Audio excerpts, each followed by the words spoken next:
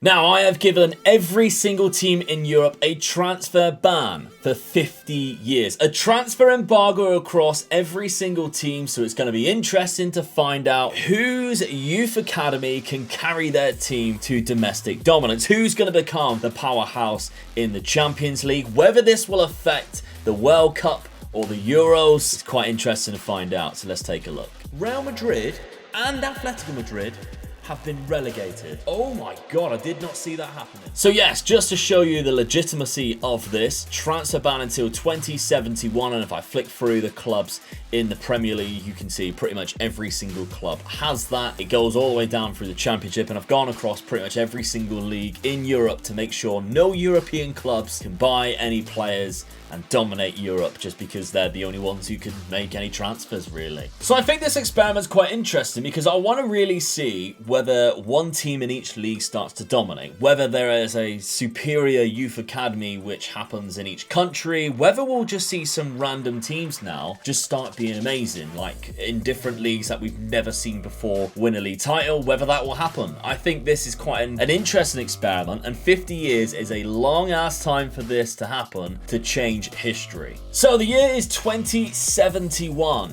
It's 50 years in the future. Every team's transfer ban is about to finish, but it's going to be interesting to see what has happened since. Well, we are here at the Premier League. Chelsea are the current champions, and they have absolutely dominated. As we can see here, Tottenham's won it recently, and they've pretty much been second almost every other year as well.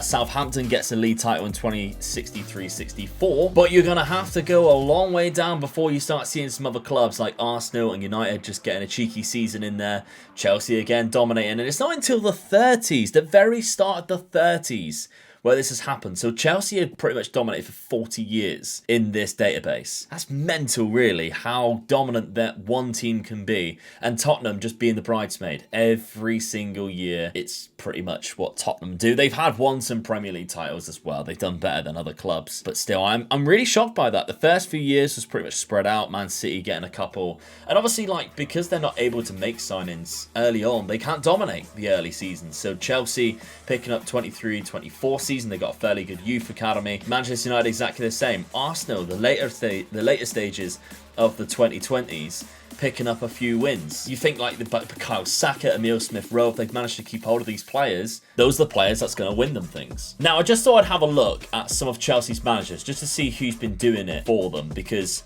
if they're winning every single season, let's move the caretaker roles and just see what happens here, because Tuchel only lasted a year. Then Allegri came in and lasted 6 years, sacked, and he won 2 league titles and 4 cups. Neil Bath had the interim role for 127 days. Nagelsmann was sacked after just under a year with nothing, and then this is where it starts to dominate. So the Dortmund manager, Marco Rose, 16 years, 14 league titles and 22 cup wins, and he was sacked. That's harsh. That's very harsh. John Marquise, 1 league win, sacked after 2 years. Retired. Michael Bradley, 12 years, 339 days. I can't believe how long it took me to see that. He won 12 league titles and 27 cups. Michael Bradley. That is insane. And some of them were Champions League trophies as well. A lot of them were Champions League trophies. We'll look more into the Champions League later on. But this guy is probably going to do better, because after just 6 years, Nigel Franklin as a regent, 6 league titles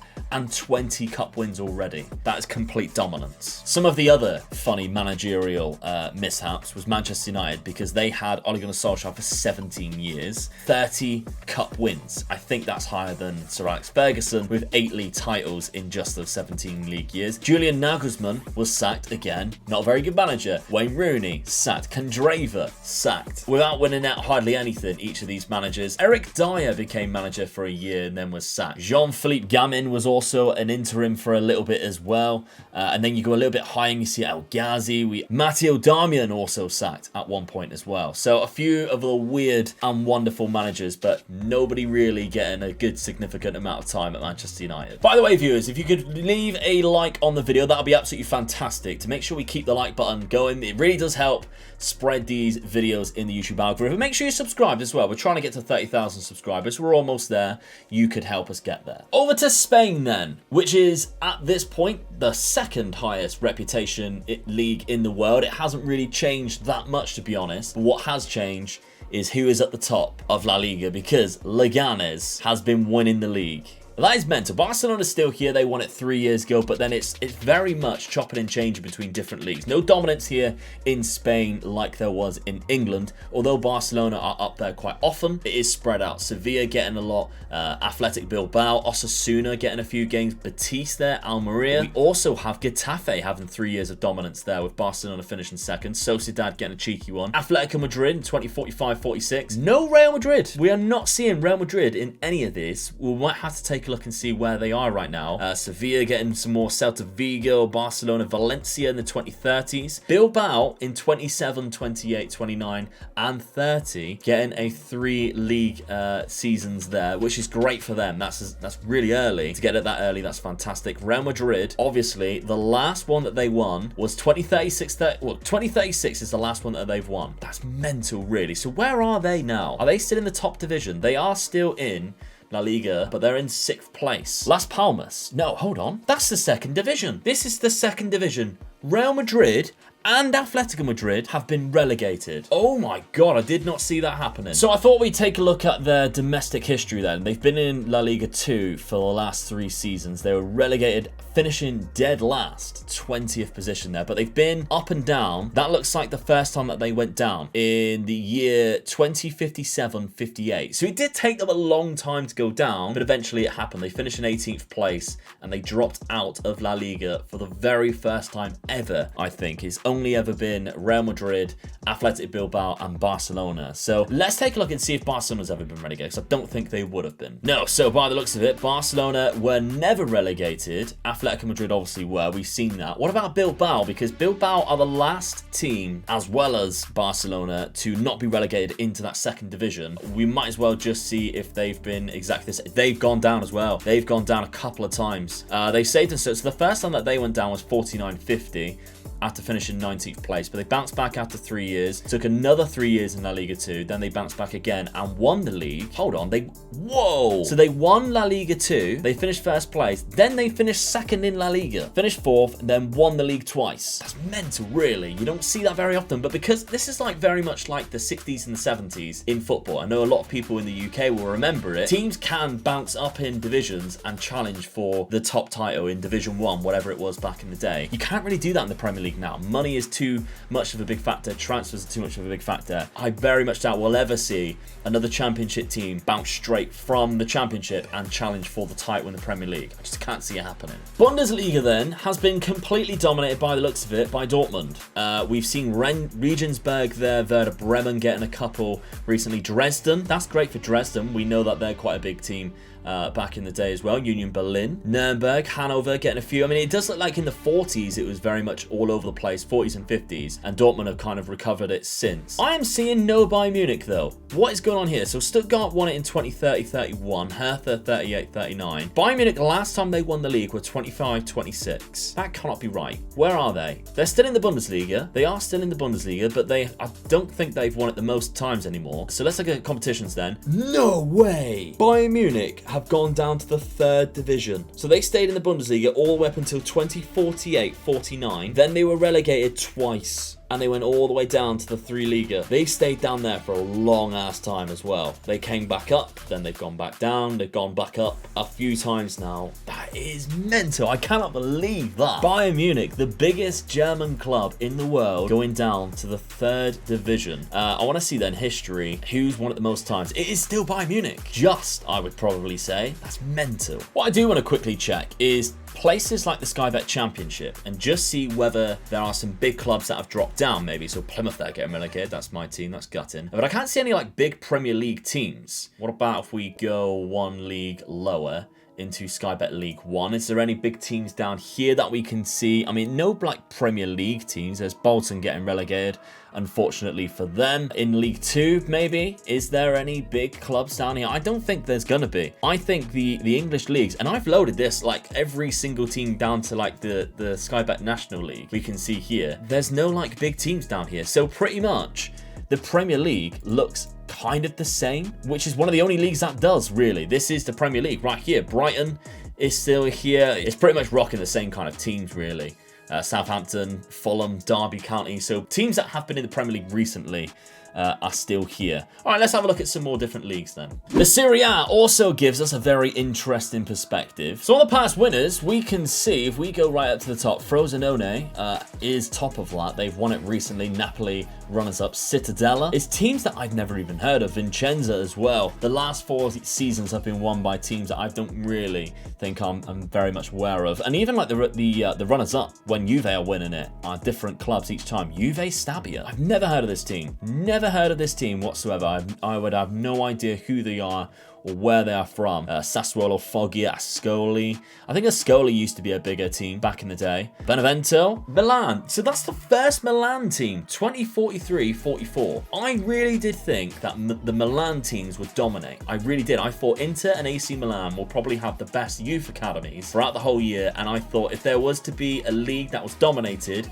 it would be Serie A, and it would be dominated by one of the Milan teams. If not both of them, just chop and change them. I am really shocked to find out that they've only really won it once there, and I don't think I've seen Inter Milan. I don't think I've seen them at all. So where's Inter Milan? Lazio, Sampdoria, some old school Italian clubs who used to win the league back in like the 80s and 90s, getting a Fiorentina as well, Bologna, Torino, Parma winning a few. So Milan did win it in the early years. But Inter Milan have never won it. I can't believe. Let's find out where they are right now. They are in the Serie B. Inter Milan in the Serie B. Wow, they've just been promoted as well. So let's find out how long they've been down there for, because that's quite interesting. I think Serie B for this, they've only just gone down, so they've bounced back up. So they've been in Serie A for a while. And it does look like they've gone all the way down to Serie C. This is mental. They've actually gone down to Serie C in the 40s. When was the first season that they actually went down then? So what? They went down in the 2033-34 season. That is early. That is very early for Inter Milan. AC Milan are in the Serie A. Have they gone down though? They have. They've gone down to Serie B a few. Whoa, they were there for ages. For like, that's 10 years. 51-52 to 61-62. That's 10 years down in Serie B. When was the earliest that they went down there? So they look like they lasted a lot longer than Inter Milan, their rivals. So they did not go down until 2050. That's the first time that they went down. They were relegated. They finished, even after finishing second, 5 years before that, then they were relegated. That's massive, really, considering how big of a club AC Milan are that they've gone all that way down. The Serie A looks very different, I think you'd agree. Juve, they're down in 16th place. This is the current season. There's no like Roma, I can't see. Lazio, they're not in it either. So there's some big clubs that have managed to get themselves relegated and not managed to rescue themselves. Palermo up there. Palermo's quite a good one because they start off lower down. So the fact that they've managed to crawl their way back up, that's fantastic. In the French league then, PSG have been dominating recently, as we can see. Rennes and Sochaux have been getting there as well. But it hasn't always been that situation. Pau? I've never heard of them. Never heard of this club whatsoever. Pau FC. They've now been relegated, but still, they're up here as well. That's fantastic, really. I've never heard of that club at all, and they're up here. But it does look like 30s and 40s. So PSG went a long ass time. That's 20 years without winning a league. From 26-27 to 46-47. And we can see big teams in France, like Montpellier, Saint-Etienne, Monaco, Lille, Marseille, but also some smaller ones. Nantes, Clermont Foot getting a couple there. Nice and Dijon. Dijon won it in 27-28. Hold on. 2024-25, Toulouse won the league. Toulouse did, which is shocking. I mean, Lyon winning it in the second season's great, but the fact that Toulouse managed to win it, because they start, I'm sure they start in the second division. 2021, they start in the second division. They win that. They finish then 6th, 5th, 1st. Unbelievable. The fact that they've managed to do that is incredible. The Champions League then. Who has been winning the Champions League? I'm expecting to see some mental teams up here. Almeria is the current winners of the Champions League. So Ajax, we cannot overlook, to be fair, how Ajax have been doing in the Eredivisie. They've been dominating every single season. Yeah, they've won every single year. They have not lost. That's mental. Okay, that's strange. The fact that they haven't then dominated Europe is quite interesting, though. I do find that quite interesting. Barcelona, Chelsea have won it quite often. Man City as well.